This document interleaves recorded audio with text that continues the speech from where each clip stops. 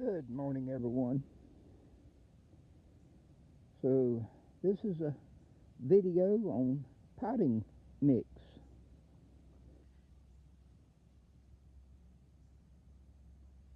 Not going into any specifics or anything too deep. It's rather simple, but I've been asked about what kind of soil I use, and I mix my own. And so it's kind of hard to explain to people sometimes whenever I do it that way and everything that there are some on the market and everything, and you got to just watch what you're getting. I bought 2 bags. Really didn't need to spend the money, but I did. And I've not used either one of these, but they were both off Amazon. The Fox Farms here was $18.99, so $19 for it, and that's a rather small bag of potting mix for that cost, and that's why I do mix my own. This is the way it looks out of the bag, and from what it says ready to use and everything, and from what I can see, it does look like it would be a good mix, but is, like I say, rather expensive. Has the ingredients and all on it, the pH and the fertilizer content and all that are on it, and with the quantity of plants that I'm doing and potting up at the time and all that, I can't afford that. This one is Mother Earth. Get it up here where you see the bag a little better.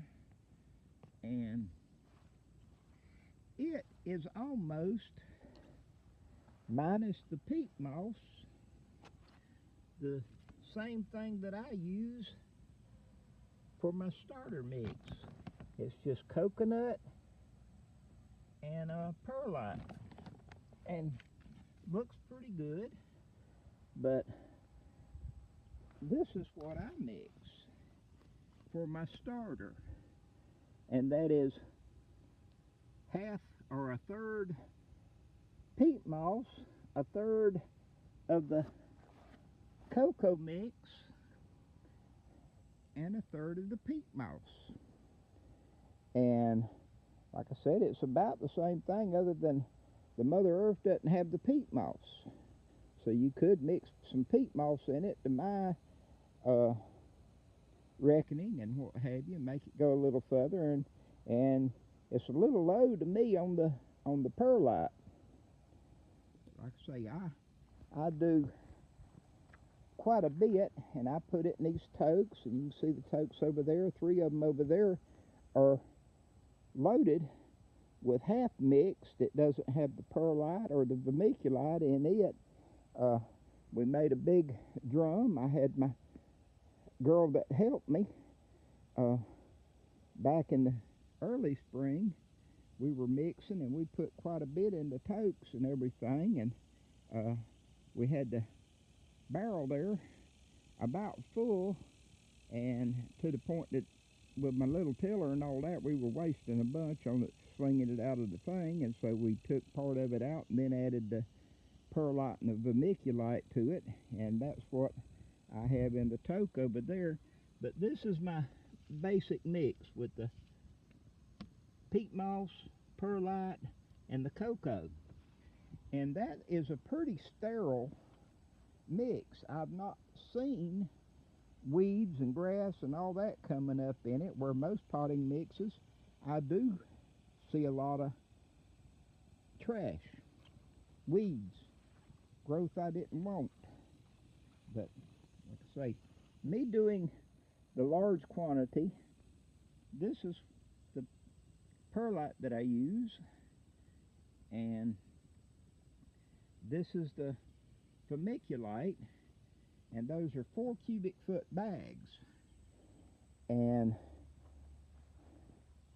the sphagnum moss.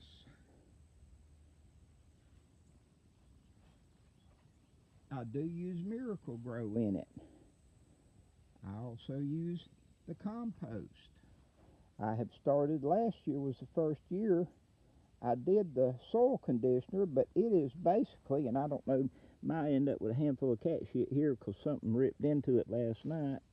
But anyway, as best I can tell, it is just wood chips, sawdust that has been decomposed a little bit, and the jungle growth. And this varies on amount and quantity depending on what I've got and what I'm doing and everything. Whenever I haven't been to Lowe's or any place really since the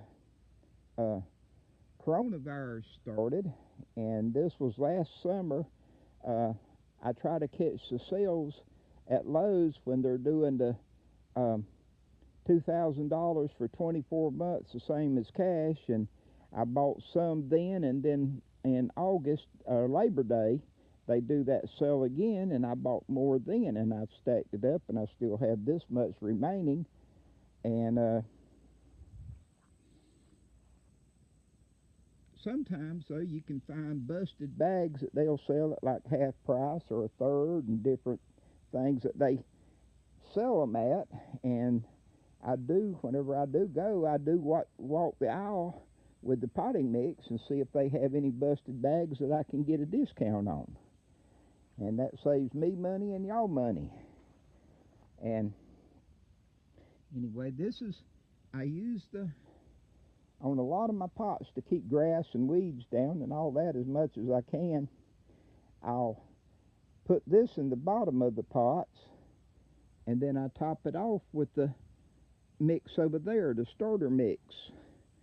But on some of these 30-gallon pots and 25-gallon pots, like what the fig trees over there are in, I just put a bag of the soil conditioner down in the bottom of those big pots, because it lifts it up, and then I put this, and with the potting mix, I want it to hold a certain amount of water and have a little nutrients, but I can put the nutrients on whenever I do the spray and grow, and I do use a little Miracle-Gro, and then I've got some ground up dehydrated fish fertilizer, bat guano, worm castings,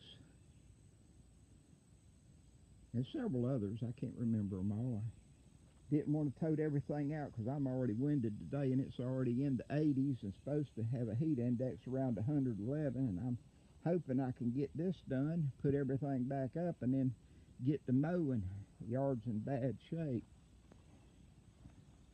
But basically, you can mix your own easy enough, and like I said, they do sell stuff, and like with the cocoa there, you don't have to use it all at one time. You can buy smaller quantities or buy a brick like this and just bust it in half and soak it.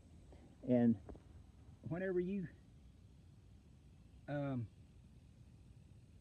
soak this in water, it swells up tremendously, and 2 blocks of that equals out with the peat moss and the perlite around 4 cubic foot, if I remember right. And so it's pretty good buy. You can get, when I first started buying it, you could get that for around $10 to $15, and now it's up to about $20, $25. But it goes a long way, which, like I say, they do sell smaller blocks of it. They sell smaller bags of perlite. I do, on the perlite, recommend trying to stay away from Miracle-Gro, because they do put fertilizer on their perlite, and you start putting all that on there, you can run your plants up and get some very spindly looking plants. Over fertilize them. I've never seen any of it get burned, but I have seen them run up and get very spindly and fall over and all that kind of stuff. Fox Farm, like I said, as I get time and all, I am gonna try the Fox Farm mix, and I can remember long enough to take pictures and name them what was planted in which at what time and all. But some of it just gets too complicated for an old man to remember. But that's basically my take on the potting soil. As long as it'll hold water and not get overly wet, and there's things like with the peat moss is acidic, pine bark is acidic, and